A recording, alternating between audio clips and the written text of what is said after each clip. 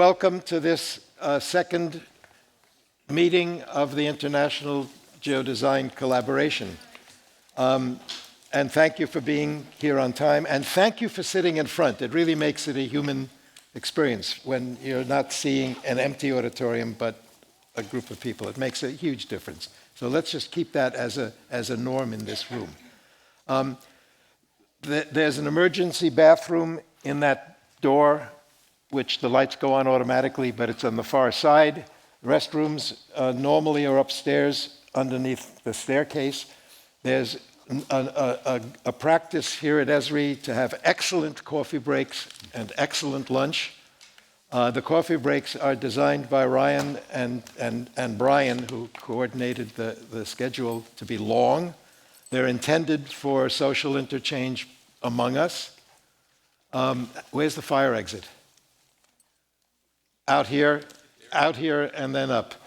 The schedule, everybody should have their schedule, and everybody realizes that the list of the presentations has to be annotated and turned in as a ballot, because the people who we need your four, at the end of the 2 days, your personal judgment of the 4 best presentations, and they will make presentations to a full house on Monday night when we do the summary presentation for ourselves and for the people coming in on Monday to the Geodesign Summit. So take that seriously, because Brian needs to collect them at the end of the day. Our schedule this morning is an introduction by Brian, and then right into the first set of presentations. And then at some point, I'm going to give my talk, and then we'll have the first round of discussions. The discussion groups, everybody has a list assigning them to a room. Brian did that. I'll do it. You do that. Fine. Brian Orland. Okay, good morning. It's on. Did I cover everything? Okay, sorry. Good morning. Thank you all for being here. One of my colleagues here just reminded me, turn off your cell phones, please, before we get started.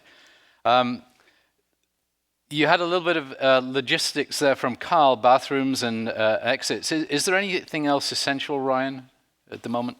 Because we could skip there. Wi-Fi password. Do you want to say something? So Ryan told me last night after social I was supposed to do logistics. Bathrooms. That's what I Done. Wi-Fi password.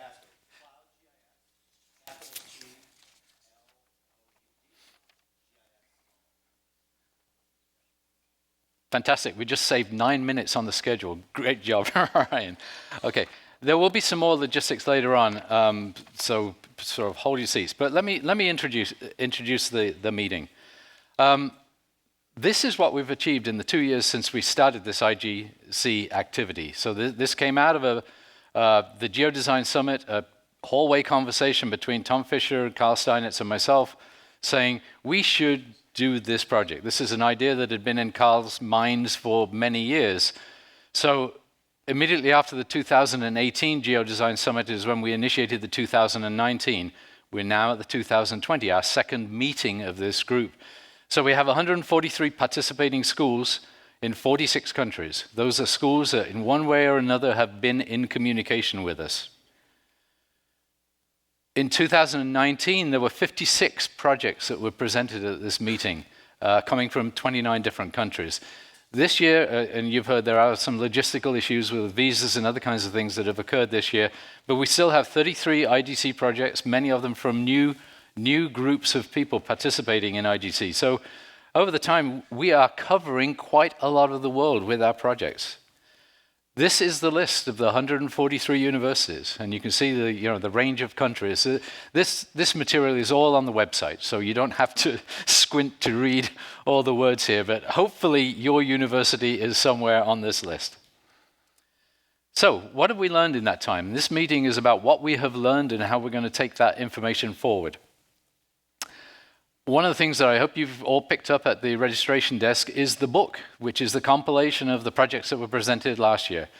And within that book, you will find not only representations of the projects themselves, But out of the discussion groups at last year's meetings, the leaders of those groups became the authors of chapters in this book, which summarize the findings of those discussion sessions and also the actual meat of the projects themselves. So actually trying to get at some of the comparative, what are the lessons, drawing some of the information out of the projects.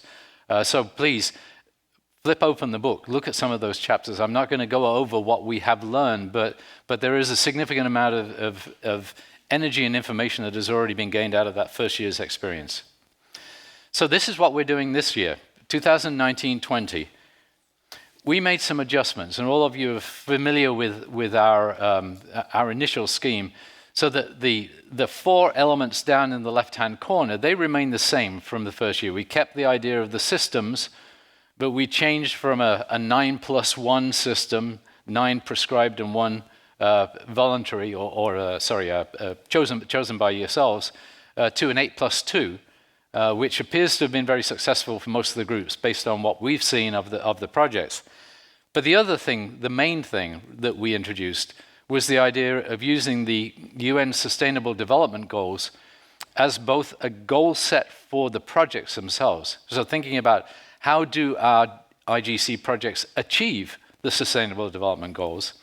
And then we developed this simple matrix assessment tool as a way of answering the question, this is how our projects met those SDG goals. And hopefully our discussion over the next 2 days is going to include whether, how well this worked, whether it was successful, what do we do in order to make it better, and how do we achieve this kind of assessment of the quality or the usefulness of our outcomes better. I hope you're all familiar with the Sustainable Development Goals. As I said, they will be a major topic of discussion. And all of the projects you see have this as a central kind of element to it.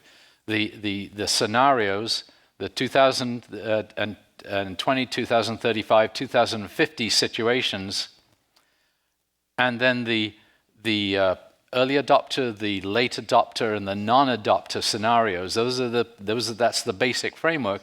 And then there's a Sustainable Development Goal assessment of each of the outcomes, the 2050 outcomes of those processes. And hopefully, many of you have already seen the display of posters that's in the cafeteria, and this will be up through Wednesday, so you'll have plenty of time to see this over the next couple of days, and then if you're staying for the Geodesign Summit, then you and the Geodesign Summit attendees will have an opportunity to see all of the work that's been accomplished this year. And towards the end of the meeting, you will be seeing lightning presentations of the PowerPoints that you're going to present at the moment. We will compile those later on. But this is a foretaste of the projects that you're going to see as our presentation sessions.